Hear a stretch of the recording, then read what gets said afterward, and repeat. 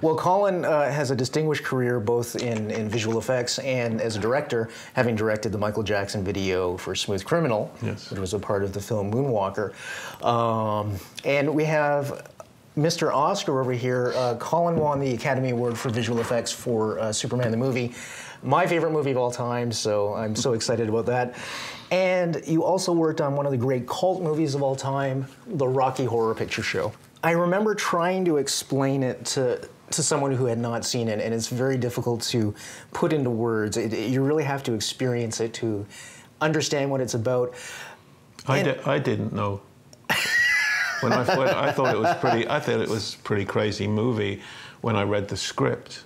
A good friend of mine had seen the stage production in London and was like wild about it. And I read the script and I thought, oh, it's a cute movie, but I guess nobody, even the people that made the movie, didn't realize how successful it would go on to be. A lot of crazy stuff comes down in this film. So yes. what were some of the memorable floor effects? Doing the rain at night, which was interesting because there was no water. The place that we shot at, the house, which is now a hotel along the River Thames in Bray, didn't have any water because it was derelict. So we had to put pumps into the River Thames and pump Thames water on as the rain.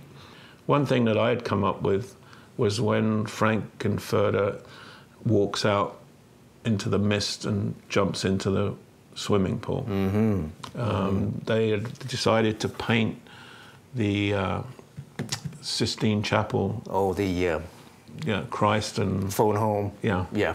And so they had a camera up in the ceiling of the stage, and I suggested maybe if we filled it with dry ice, you wouldn't really know where he was going because he was walking out on the diving board. Mm-hmm. And then we had a big fan up there, a big electric fan, and it just blew the ice away to reveal that. And it just was a nice moment in the film because it was a good reveal. Now, speaking of the effects, there is the sequence where the wheelchair basically gets pulled up all these stairs. How did you do that without essentially killing any of your actors?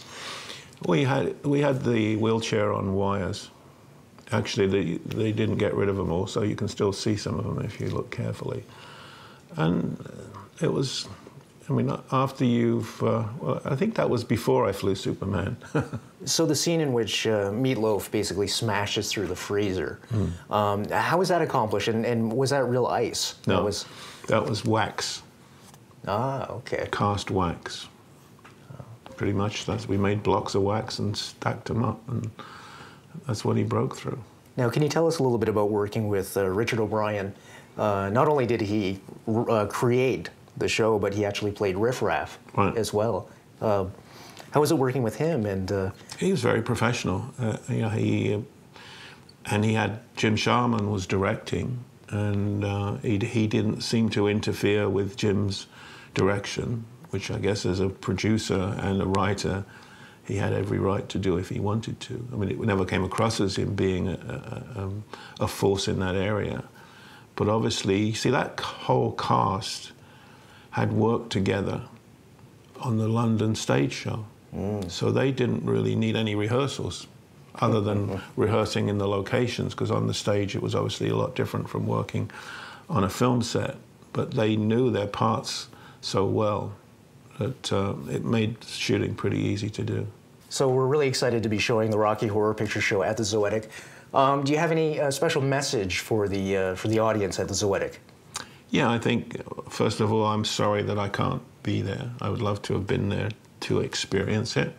And I guess hopefully they can still enjoy it when they watch it as much as we enjoyed making it. The spirit of Colin Chilvers will be there. Yes, I will. So will my credit. Come on, you.